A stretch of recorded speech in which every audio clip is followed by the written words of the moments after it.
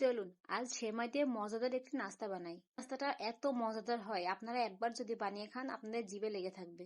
একটা পাত্রে আমি গরম পানি দিয়েছিলাম, এরপর সেমাইগুলো আমি সিদ্ধ করে নিব। সিদ্ধ হয়ে গেলে একটা পাত্রে আমি ঢেলে পানিটা ঝরিয়ে এবার সেমাইয়ের মধ্যে আমি দিয়ে দিব আটা, দিয়ে দেবো খেজুরের গুড়। খেজুরের গুড়টা দিবেন আপনারা যে যেমন মিষ্টি খান সেই অনুযায়ী। দিয়ে দিচ্ছি আমি নারকেল কুড়া। আমি সবগুলো মিশ্রণ একসাথে মাখিয়ে নিব। আর দিয়ে দিব স্বাদ মতো লবণ। মাখিয়ে নেওয়া হয়ে গেছে, দেখতেই পাচ্ছেন আমি কিভাবে মাখিয়েছি।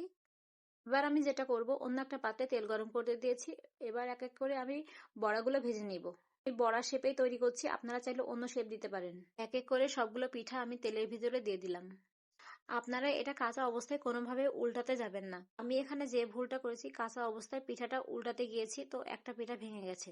এক পিঠ ভালোভাবে হয়ে গেলে আমি অন্য পিঠ উল্টে দিচ্ছি এভাবে।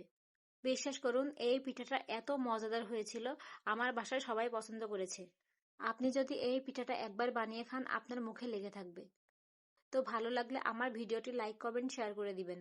আর ফলো করে আমার পাশেই থাকবেন। হয়ে গেল মজাদার সন্ধ্যার নাস্তা।